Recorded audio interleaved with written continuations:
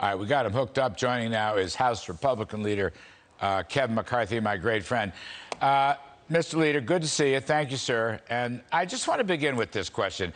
In your judgment, does the Afghan catastrophe have any spillover effect now on all of these, spending and taxing and Green New Deal reconciliation ideas?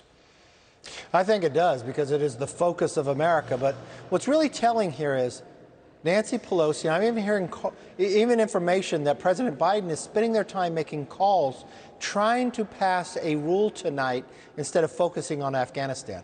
And there's one other aspect of that rule. Yes, it's about spending $6 trillion more dollars, infrastructure and this reconciliation. But you know what they also put in there? Election reform, to ban the ability to put any voter ID in. The Democrats are focused on this, while we have more than 10,000 Americans that soon could become hostage in Afghanistan. Why this is why they're called us back? In the UK, the Parliament was called back to focus on Afghanistan. Macron is trying to bring people together. But only in America, with the Democrats' control, are they focused on selfish issues for themselves. Kevin McCarthy, also, I'm told, or I read, that there's illegal immigration amnesty running in this bill, which, all this stuff, voting rights, amnesty should be ruled out of order, but I don't know what's going to happen. But, yeah, that's no reason to look away from Afghanistan either. No, and the thing you have to think about, this bill isn't just about infrastructure. This is about the transformation of a big government, socialist government form. They're trying to transform what America would be. And you've watched all these decisions before. I was listening to your earlier comments. Why did the Taliban think they could go as far as they did? They watched when President Biden came in. They watched how he handled ransomware, that he paid him off. He watched how he didn't stand up to Putin, that he gave him the pipeline. He watched what he did with China, backing away, giving them recourses and letting China criticize us, even in America, as they stood in Alaska. That's why they understood of what they're doing today. You are 100% right. We shouldn't negotiate with the Taliban. We should bring more military in, bring a safe haven, and make sure every single American gets out and keep our promise to every single Afghan who helped us of whatever we promised them. Yeah, very well put, Kevin. It's better to be feared than loved. And the position Biden right now is in is he's neither feared nor loved. But let me come back to this monstrosity of a bill. I mean, here we have basically a booming economy. We also have a booming inflation rate.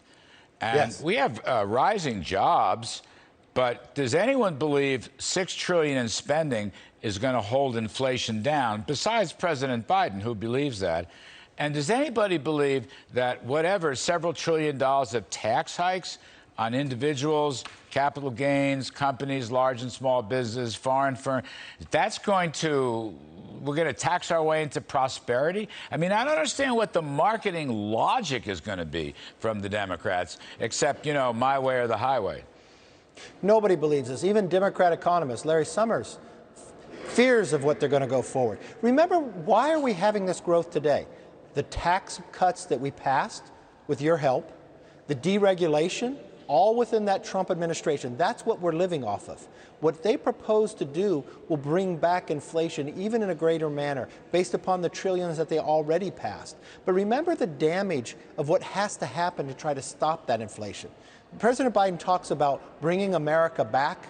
Nobody wanted him to bring him back to the 1970s, to inflation, to begging OPEC to produce more oil, to have hostages in the Middle East. But that is essential what he is doing right now. America would be stronger today is when he took office if he literally did nothing.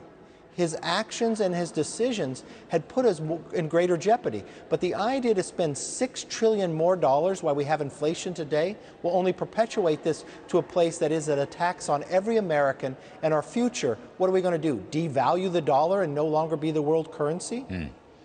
Yeah, that's always a risk.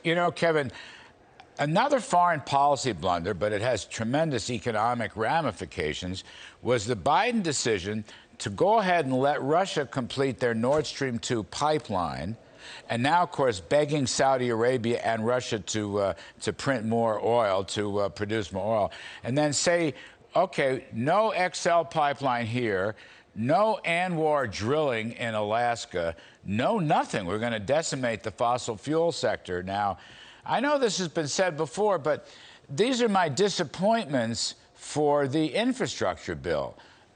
We didn't get any deals. I mean, Keystone Pipeline is infrastructure. Drilling in Alaska is infrastructure. How about this one, Kevin McCarthy? Why wasn't some money sent to the wall on the Mexican border, which is another catastrophe? Now, that's an economic catastrophe. That's a crime. That's a police catastrophe. That's a health catastrophe. But it's also a foreign policy catastrophe. It's even more serious as a foreign policy because of right now. Remember who we have been capturing across this. We've caught people on the terrorist watch list. We just watched 5,000 prisoners in Afghanistan be released. Do you think they're going to come across this border? And now we even take Border Patrol agency off the border to go process more applications in other countries because of the Afghan refugees. But you raised a very good point here. Not only are you taking away American jobs, it's about American independence, but it's also about our foreign policy. And then if you want to go to environmental, do you realize that American natural gas is 42% cleaner than Russian natural gas?